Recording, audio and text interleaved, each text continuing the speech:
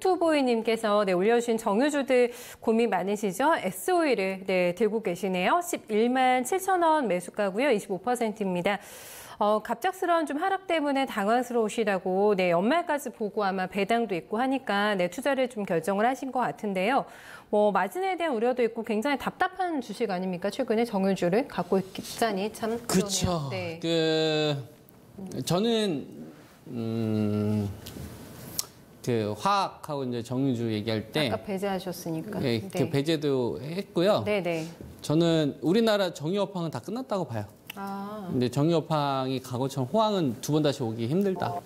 그래서 이유는요? 그것도 이제 제가 좀 설명을 좀 해드리자면 강력한 경쟁자가 생긴 거죠. 쉽게 말해가지고. 그러니까 우리가 조선주들 같은 경우도 보면 우리가 이 현대중공업이나 삼성중공업이나 대우조선해양이 잘 나갔었던 이유는 뭐냐면 일본을 압도하는 경쟁력, 그다음에 저가 수주를 아무리 한다고 하더라도 기술 격차가 워낙 좀 크기 때문에 물량 공세에서 살아남았었거든요. 우리가 이 유럽 재정위기 터지기 전에도. 그래서 최대 호황을 좀 기록을 했었는데 이제 중국이 조만한 배만 만들던 이 중국이 어느덧 큰 배도 만들기 시작을 하면서부터 조선업이 이렇게 망가지기 시작을 했던 거거든요. 몇 번 밀리더라고요. 큰 그렇죠. 수주권에서. 네, 왜냐면은 우리나라 5천만을 대상으로 한 이 사이즈와 정부에서 지원해주는 사이즈와 14억 명 정도 되나요, 중국이?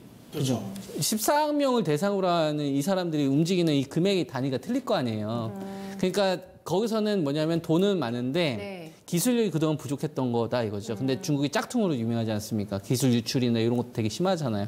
그러면서 이제 어느 순간 경쟁자 한번 생겨버린 거죠. 근데 지금 정유업체들 같은 경우도 지금 보면은 오늘 같은 경우도 뭐 그 얘기 나오던데 지금 전 세계에서 가장 큰 이 화학업체 바스프인데 요거를 좀 넘어서는 이제 중국의 이 협작회사가 좀 생기잖아요. 그것도 상당히 좀 불안 요소가 될 텐데요. 가격 경쟁력에서 이제 분명히 좀 딸리게 될 텐데 저는 그거보다 더 크게 악재로 보고 있는 게 중동 쪽에서 아람코를 중심으로 한 이런 업체들이 거기에서 가장 크게 물론 주요 주주로 있지만요. 2020년도까지 가장 크게 사업을 어떻게 가려고 하냐면 대규모 정제 시설과 대규모 화학 이 부분을 투자를 하려고 해요.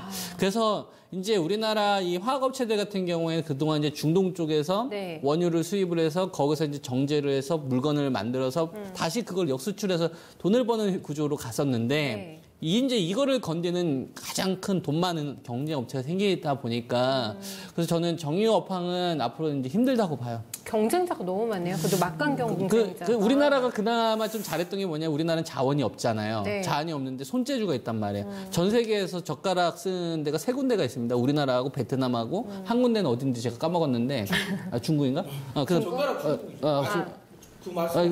손 어렸을 때부터 손이 되게 발달한 나라예요. 것 같아요, 중국. 네, 그래서 중국인가? 일본? 일본도 젓가락 쓰긴 쓰는데, 그러니까 제가 알기로 손재주가 있는 나라, 어렸을 때부터 손재주가 있는 나라들이 자원은 없는데 손재주가 있으니까 기술 개발에 빠를 거 아니에요. 머리 좀 빠르고 보통 이런 나라들이 부지런하거든요. 그래서 생산성이 높아요. 우리나라가 그래서 70년대, 80년대 그래서 생산성이 높았던 거거든요. 그 당시에는 이제 젊은 층의 사람들이 상대적으로 많았으니까. 근데 무슨 얘기하다가 여기까지 왔죠? 지금 얘기하다가 잠깐 댓글로 샜는데 정유 경쟁력. 정유 그러니까 그 얘기하다가 요새 그래 제가 주식이 하다 보면 딴 데서 하더라고. 그래서 주식 이 경쟁자가 생긴다고 했었을 때 그러니까 이게 일회성 경쟁자가 생기느냐 아니면 큰 경쟁자가 생기냐에 따라 되게 틀린 것 같아요. 우리 자동차 같은 경우도 잘 생각을 해보면 중국의 BYD라는 업체가 없었을 때는 그래도 현대자동차가 중국 쪽에서 점유율을 계속 유지를 하면서 하다못해 거기서 이제 판매량도 계속 유지를 했는데 전기차가 생기니까 전기버스가 생기니까 내연기관을 대체하는 이 버스가 생겼잖아요. 그러다 보니까 덜 팔리는 거예요. 왜냐하면 전기차를 개발을 하면서 내연기관에서 필요로 했던 부품들이 그렇게 많이 필요가 없거든요. 없으니까. 그렇죠. 그러다 보니까 부품 업체들까지도 영향을 주니까 지금 신저가가 진짜 많이 나오는 게 자동차 쪽이 겁나 많이 나와요. 자동차 부품사들이. 그러니까 저는 이 경쟁사가 크게 하나 등장을 하는 거는 산업을 바꾸는 거다. 결국에는 그래서 S오일이 저희 시청자님이 손실권이신데 팔까요? 저는 그래서 정유주는 한 몇 년 동안 이제 하면 안 된다고 봐요. 앞으로 계속. 제가 말씀드리는 게 전제 조건은 만약에 뒤집어지면 제가 한 얘기는 완전히 정반대로 얘기할 수 있어요. 네네. 예를 들어서 중동 쪽에서 대규모 정제 시설 하는 걸 포기하겠다. 네. 그러면은 저는 정반대 의견을 이제 얘기할 거예요. 그게 나오지 않는 한. 예. 알겠습니다. 제가 제일 두려워하고 있는 건 그겁니다. 그래서 그것 때문에 저는 하면 안 된다고 봐요. 앞으로 몇 년 동안. 네. 참 최악재죠. 네, 이렇게 경쟁자가 많아진다는 거는 정말 초글로벌 대형 경쟁자들의 등장으로 인해서 쉽지 않을 거다라는 의견 저희가 나왔는데요. 오투보이님 좀 참고해 보셨으면 좋겠습니다.